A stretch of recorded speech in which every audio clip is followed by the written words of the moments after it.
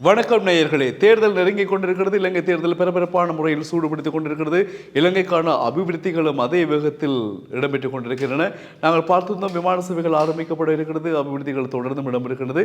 இப்பொழுது இலங்கையில் ஒரு தேசிய சம்பள உயர்வாக தனியார் துறை ஊழியர்களுக்கான சம்பள உயர்வு அரசாங்கத்தினால் அறிவிக்கப்பட்டிருக்கிறதான செய்தி தான் இப்பொழுது கிடைக்கப்பட்டிருக்கிறது. அது தொடர்பான திருத்தச் சட்டம் மூலம் பாராளுமன்றத்தில் சமர்ப்பிப்பதற்கான நடவடிக்கைகள் யோசனைகள் முன்வைக்கப்பட்டிருக்கிறது. அது தொடர்பான சட்டம் மூலம் விரைவில் வெளியிடப்படும் சொல்லப்படுகிறது. இலங்கை பொறுத்தவரையில் தேசிய தனியார் துறை சம்பளமானது குறைந்தபட்சம் 12,500 ரூபாயாக இருந்தது. அது மாதாந்த சம்பளம். நாளொன்றுக்கான சம்பளம் 500 ரூபாயாக இருந்தது. அதை இப்பொழுது உயர்த்தி இருப்பதற்கான யோசனை முன்வைக்கப்பட்டிருக்கிறது. அதன் அடிப்படையில் இலங்கையில் தனியார் நிறுவனத்தில் பணியாற்றுகின்ற ஒரு ஊழியருக்கு மாதாந்தம் குறைந்தபட்சம் சம்பளமாக 17,500 ரூபாய் வழங்கப்பட வேண்டும் என்று சொல்லப்படுகிறது. அதேபோல நாளாந்த சம்பளமாக 700 ரூபாய் குறைந்தபட்சம் வழங்கப்பட வேண்டும்.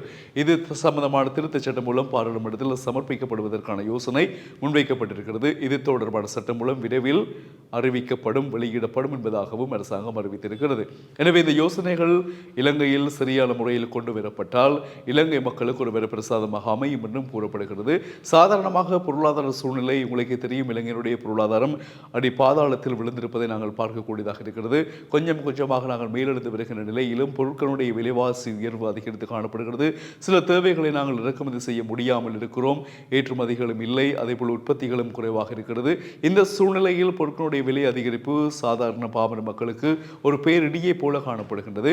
அந்த இடியிலிருந்து மக்களை காப்பாற்றி அவர்களுக்கான வாழ்வாதாரத்தை சரி செய்வதற்கான முயற்சிகளில் பலர் பல பங்களிப்புகளை மேற்கொண்டு வந்தாலும் அரசாங்கம் என்ற ரீதியில் அரசாங்கம் எடுக்கின்ற நல்ல முடிவுகள் என்ன என்பது தொடர்பாக மக்கள் ஊகித்துக் கொண்டிருக்கின்றார்கள். அந்த வகையில் தான் தனியார் துறையையும் ஊக்குவிக்க வேண்டும், தனியார் துறை சார்ந்த ஊழியர்களுக்கு சம்பள அதிகரிப்பை வழங்க வேண்டும் என்பதற்காக மாதாந்தம் 12,500 ரூபாய் என்ற மாத வருமானத்தை பெற்ற தனியார் ஊழியர்களும் அதேபோல 500 ரூபாய் என்ற நாளாந்த வருமானம் பெற்ற தனியார் ஊழியர்களுக்கும் அதை உயர்த்துவதற்கான யோசனை முன்வைக்கப்பட்டிருக்கிறது.